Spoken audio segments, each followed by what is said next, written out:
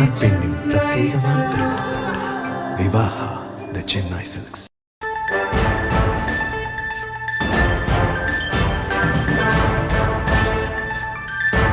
கோவையின் இருகூர் போத்தனூர் ரயில் பாதையை இருவழியாக்கும் திட்டத்திற்கு ரயில்வே அமைச்சகம் அனுமதி வழங்கியுள்ளது. கூடுதல் விவரங்களோடு இணைகிறார் நமது செய்தியாளர் மதியழகன். வணக்கம் மதியழகன்.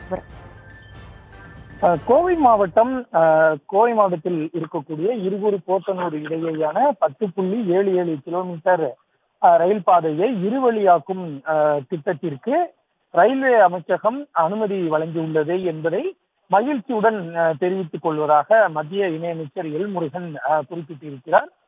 இது தொடர்பாக மத்திய ரயில்வே அமைச்சர் அஸ்வினி வைஷ்ணவ் இணையமைச்சர் எல் முருகன் அவர்களுக்கு எழுதிய கடிதத்தையும் அவர் குறிப்பிட்டிருக்கிறார். அந்த கடிதத்தை பொறுத்தவரை இருகூர் போத்தனூர் இடையேயான அந்த ரயில் பாதையை இருவழியாக்கும் திட்டத்திற்கு ஒப்புதல் வழங்கப்பட்டுள்ளதாக அந்த கடிதத்தில் குறிப்பிடப்பட்டு இருக்கிறது.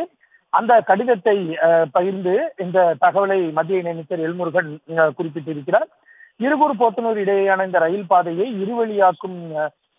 இருவழியாக்க வேண்டும் என்ற கோரிக்கை நீண்ட நாளாக இருந்து வந்த நிலையில் தற்பொழுது அதற்கு மத்திய அரசு ஒப்புதல் அளித்திருக்கிறது.